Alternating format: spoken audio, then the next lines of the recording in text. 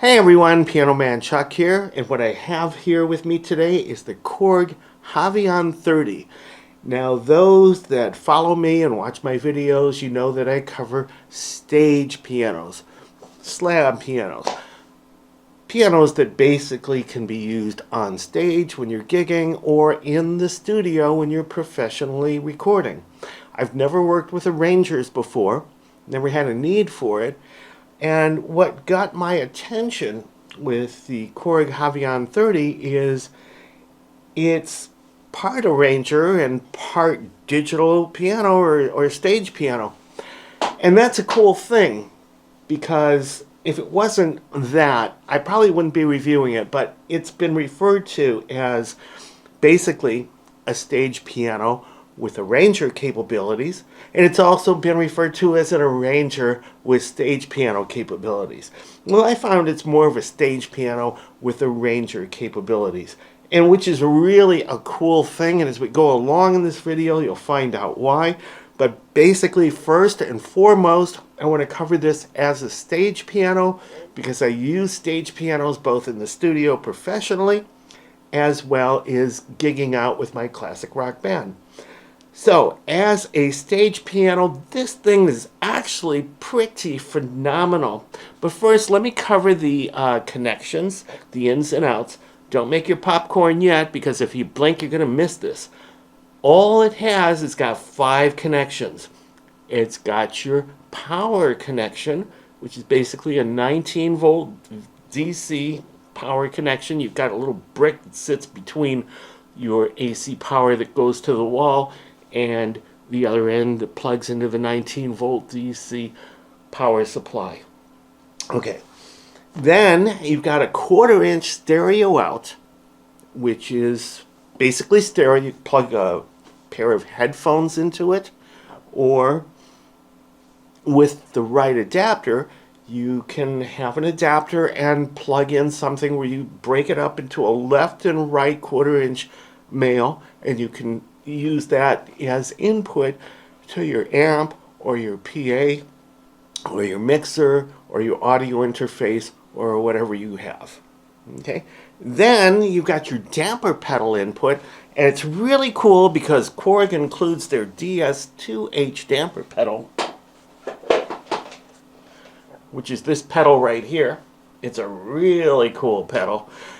Half damper, works really nice. Now, I've used the Korg DS1H on a lot of other keyboards that I've had, including Kurzweil and Kawai, and of course Korg, but this one's really nice. When you take a look at it, you can see why.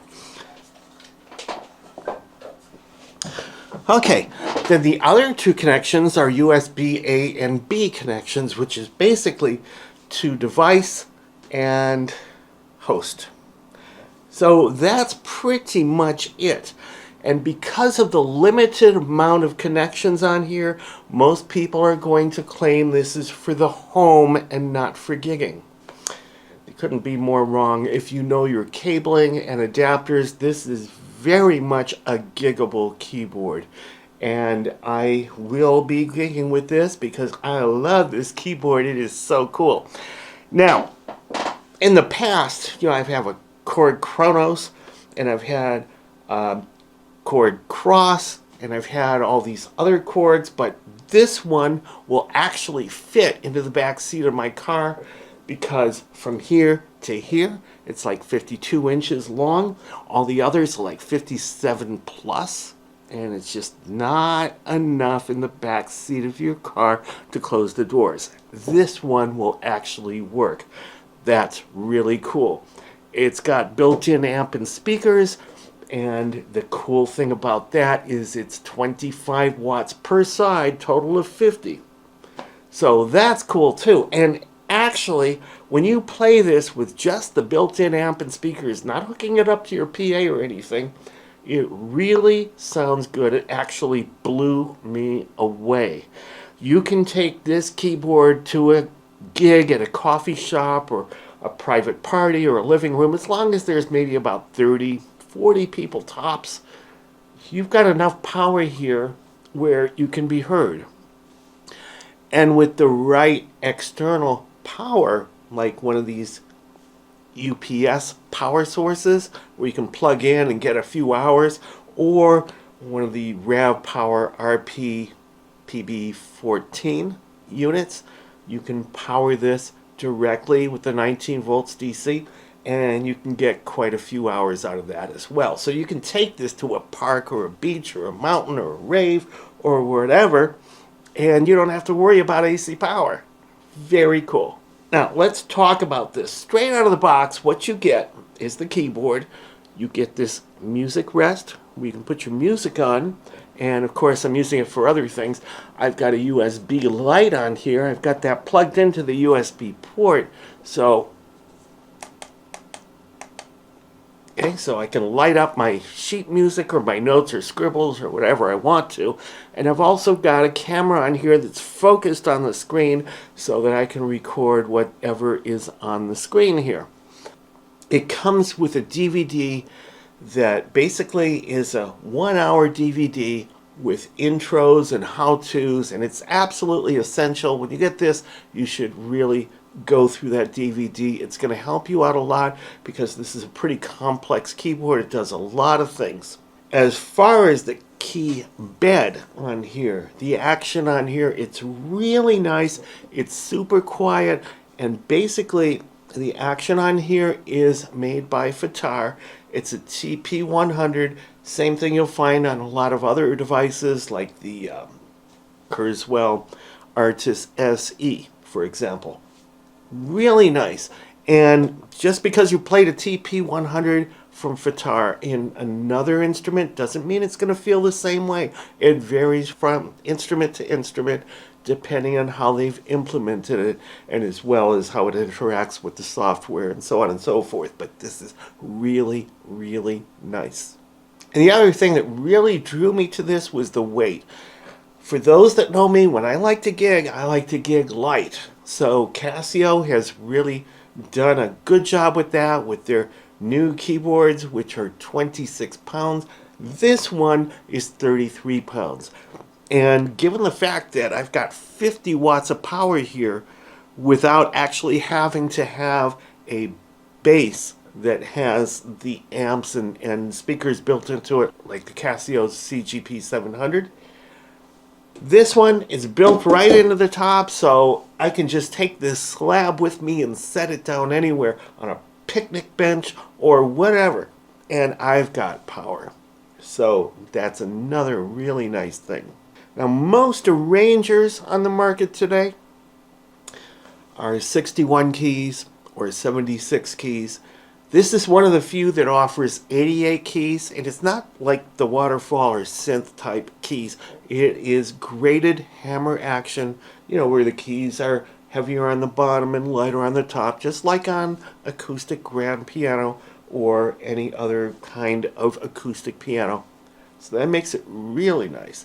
Now it's got a built-in 16-track sequencer, which is really cool, which is kind of like having DAW capabilities. But unlike your regular 16-track sequencer keyboards like the Korg Kronos, where you do a track at a time, this one, because it's an arranger and you have accompaniment tracks and other kinds of tracks, basically, if you have an accompaniment track that has 5 different kinds of instruments into it, drums and bass and guitar and so on and so forth, you can actually record that onto the built-in sequencer where it breaks every instrument up into its own separate track. So you're using an accompaniment that has 5 different instruments. Already, you have saved yourself a few hours of time because each one of those instruments has been broken down into tracks 1, 2, 3, 4, however many you have. And that's a cool thing. A very cool time saver there. The biggest draw to this is the 5-inch touchscreen. Yes, Casio came out with 5.3 inches color touchscreen, which is really cool, but this has a 5-inch color touchscreen, which has the typical chord layout, which really it's intuitive, it's easy to use, it's easy to learn. Now, if you look over here, you'll see grand piano, dark pad, movie strings 2 in 1, basically. And these are muted, the second, third, and fourth. So I've got the first one, which is the grand piano.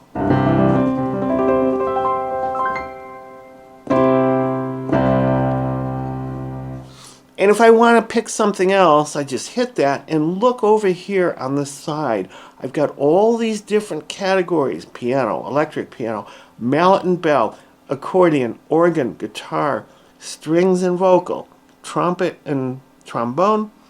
Go over here to the right, it continues with brass, sax, woodwind, synth pad, synth lead, ethnic, bass, and drums and effects. So we're just in the piano portion right now, and look at all these pianos we've got. We got 8 right here. That's page 1. Go to page 2. We got 8 more. Go to page 3. Another 8. Page 4. We got 2. And that is just on the factory settings. We've got legacy settings where we got another 8 here. Go to page 2 and we got another 4. Go to General MIDI, and we've got a whole bunch more, and so on and so forth. And user is where you define your own, and you can save it over there. So let's go back to factory. This is the Grand Piano RX1, or the RX2.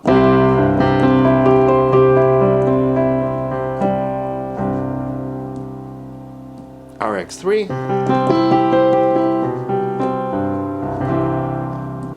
Upright piano, bright piano, classic, jazz, honky tonk,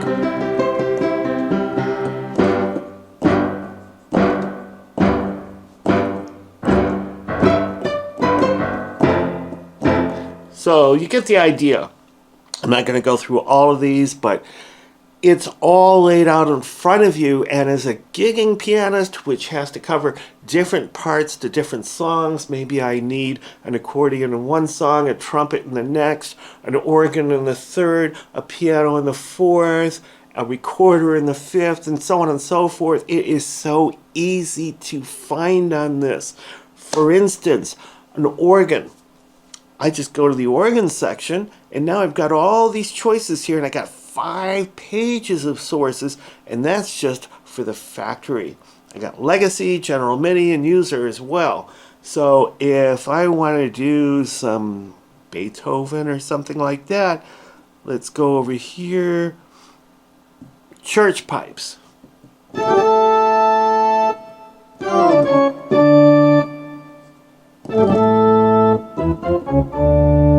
Maybe full pipes.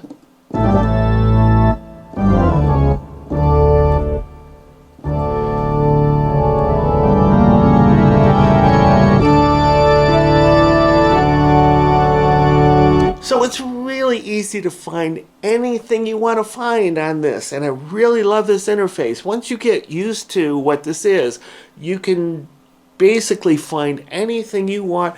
Now, with the band that I'm in, we don't have set lists. We go by according to how the crowd feels. We try to feel the crowd. So we don't go by a set list. Instead, our band leader might say, okay, let's do this song right now. And I know that when he calls out a song, I know what my part is, and I need to find that part very quickly. And I can do that with this. So if I know that I have a brass part, I just press brass and I just find the right part that I want to play right here. If I know that I have some kind of organ part to it, I press organ and I find the right organ that I need right here. If I know I need piano, I find the right piano, whether it's a rock piano or a honky-tonk piano or a classical piano. It's so easy to find. And the other thing about when I'm gigging, sometimes it's really dark on the stage and I can't see anything. Oh yeah, sure, I can see the lights blinding my face.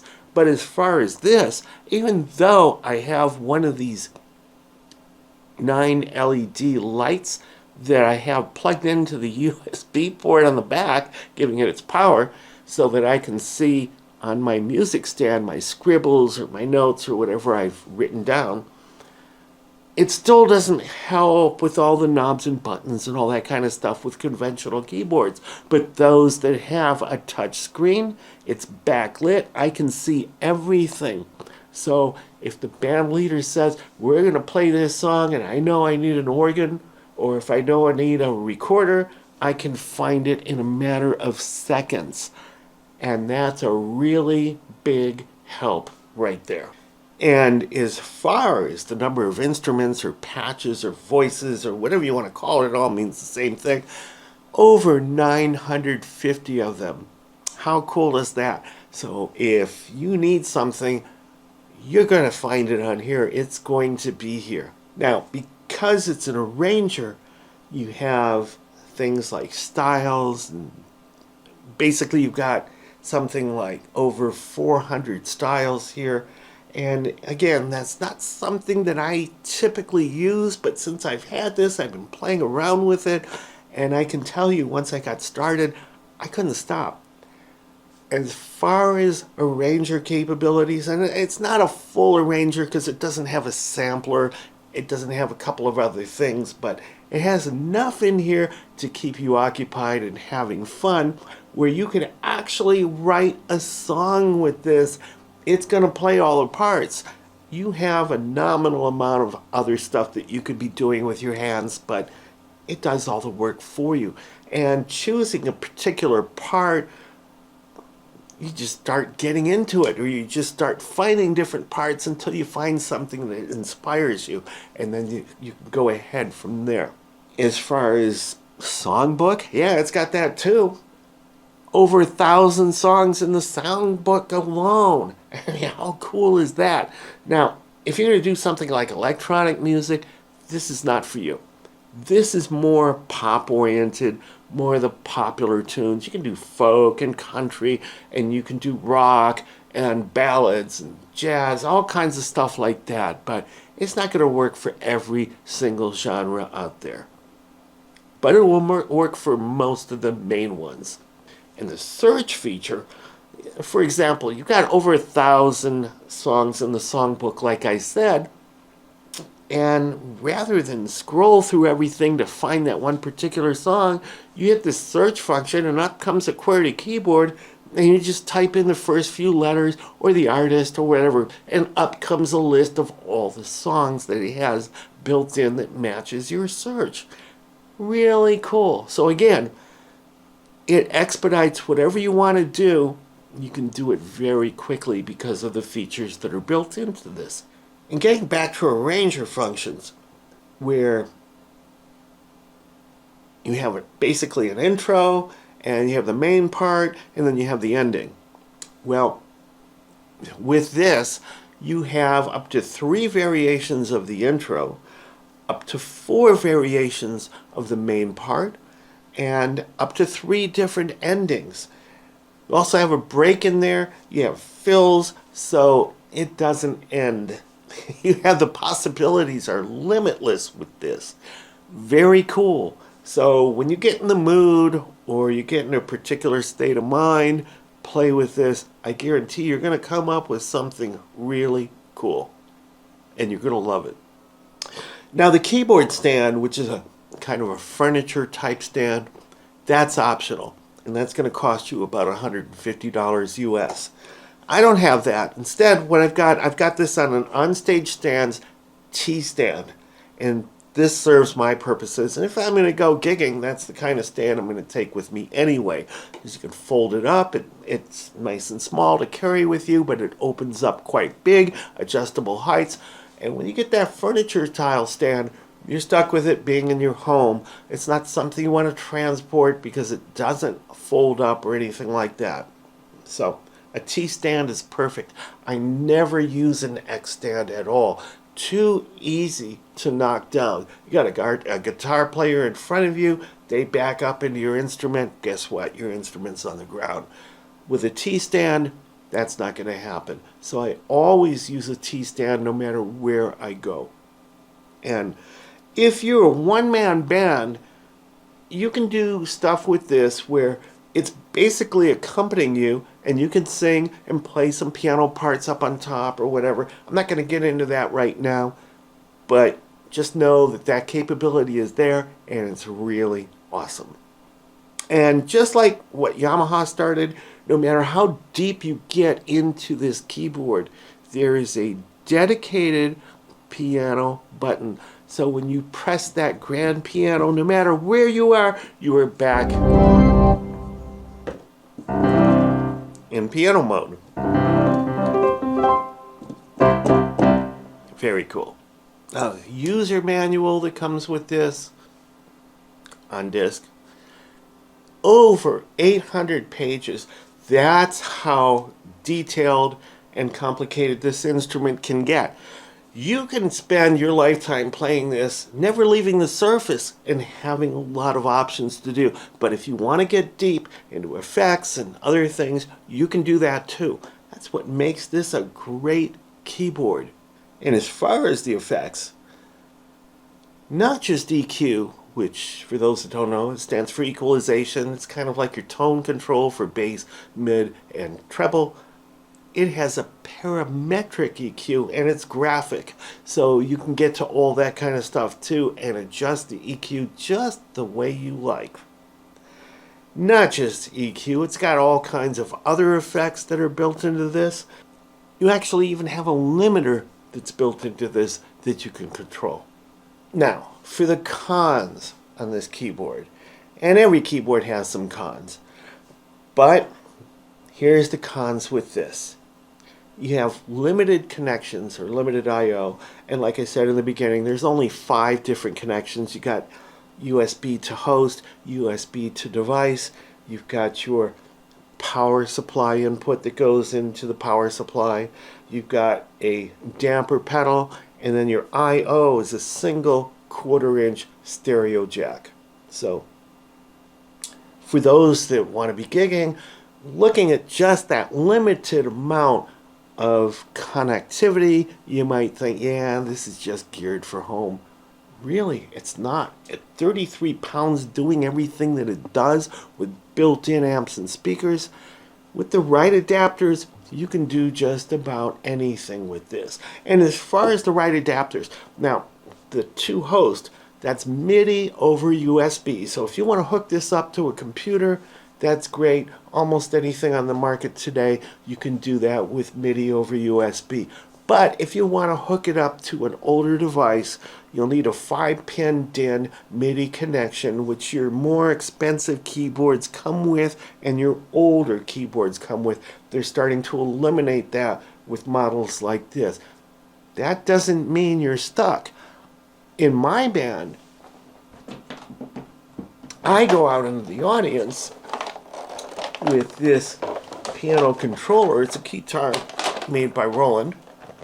And all it is a controller, so I need to hook this up to a keyboard, something like this, to be able to play it. So let me turn this on.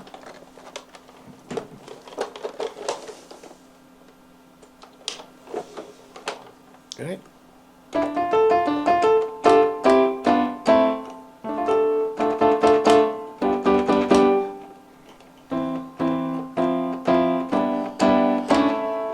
So what I'm playing here is triggering the sounds on this. So let me turn this off and briefly tell you how I'm doing that.